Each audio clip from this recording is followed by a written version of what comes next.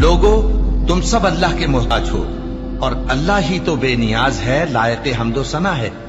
अगर वो चाहे तो तुमको नाबूद कर दे और नई मखलूक ले आए, और ये अल्लाह को कुछ मुश्किल नहीं। और कोई बोझ उठाने वाला किसी दूसरे का बोझ न उठाएगा, और कोई बोझ में दबा हुआ अपना बोझ बटाने के लिए किसी को बुलाए तो बटाया न जाएगा, अगरचे कराबतदार ही हो।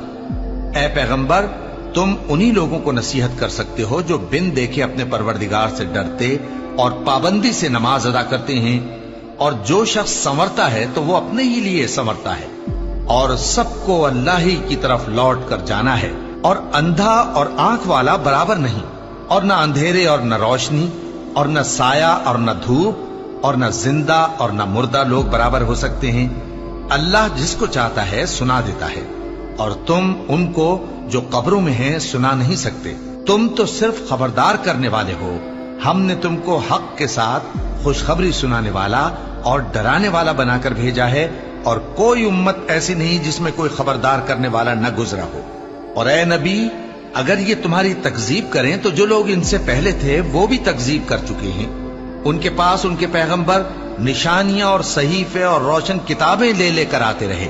फिर मैंने काफिरों को पकड़ लिया, सो देख लो कि मेरा अजाब कैसा हुआ।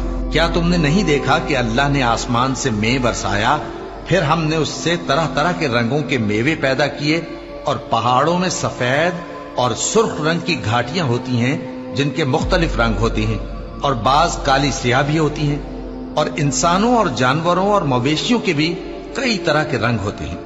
अल्लाह से तो उसके बंदों में से वही डरते हैं जो साहिब इल्म है।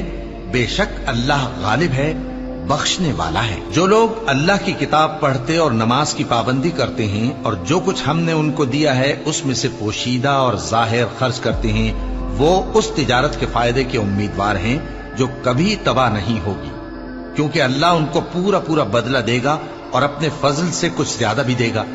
वो तो बख्शने वाला है, कदरदान है।